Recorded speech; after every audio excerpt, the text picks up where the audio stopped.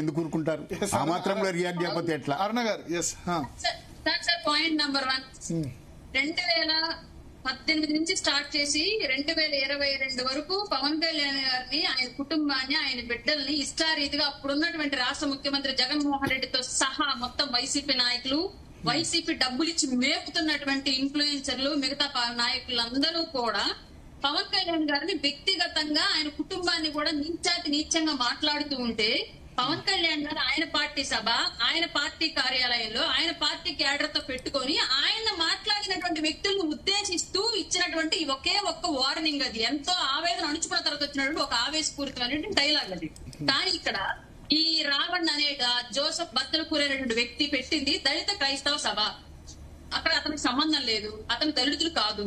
కానీ ఆ సభ పెట్టి ఆ వేదిక సాక్షిగా ఎవరిని తిట్టాలని తిట్టావు? ఇది పాయింట్ నంబర్ 2. పాయింట్ నంబర్ 3, ఉపా చట్టం అనేది పవన్ కళ్యాణ్ గారిని తిట్టినందుకు పెట్టినటువంటి యాక్ట్ కాదు. అది పూర్తిగా ఆయన యాంటీ నేషన్.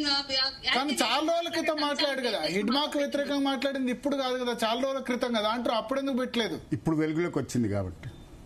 సార్ ఇప్పుడు రావణ్ అనేటువంటి వ్యక్తి మాట్లాడినటువంటి ఆ వేదిక సాక్షిగా మాటలు మాట్లాడాడు కాబట్టి అతను ఎవరో ఒకడు ఉన్నాడు మా అందరికి తెలిసింది. లేదంటే ఎవరు రావణ్?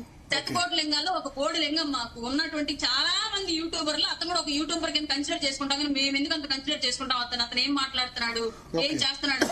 ఆ వేదిక సాక్షిగా అంత నీచమైనటువంటి మాటలు ఒక డిప్యూటీ స్పీకర్ ను కూడా 4తో కోసి పాలసీలు చేస్తాం, ఒక మత పెద్దని కాళ్ళు ఇరగదీస్తాం, ఇంక ఇష్టారీతిగా నీచంగా మాట్లాడారు కాబట్టి ఎవరితను, ఏంటి ఇతని స్ట్రాటజీ అని మనం వెరిఫై చేసిన క్రమంలో వచ్చినటువంటి మాటలు, వీడియోలు ఇవన్నీ కూడా అతని ఆపరేషన్ సింధూర్ గురించి మాట్లాడిన విషయాలు మాకు తెలియవు, ఆపరేషన్ కగారి గురించి మాట్లాడే మాటలు మాకు తెలియవు, రాముడు గురించి, సీతాదేవి గురించి మాట్లాడే మాటలు మాకు తెలియవు, అలాగే బంగ్లాదేశ్ లో చెట్టు కట్టి చంపేసినటువంటి హిందువు గురించి అతను లేఖినా కొడుకుని మాట్లాడే మాటలు ఏమి ఇంతకుముందు మాకు తెలియవు.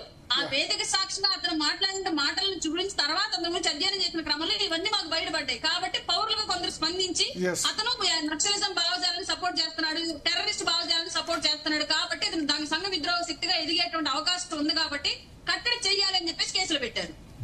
బాలకోటే గారు, రావణ్ చాలా పెద్ద హీరో.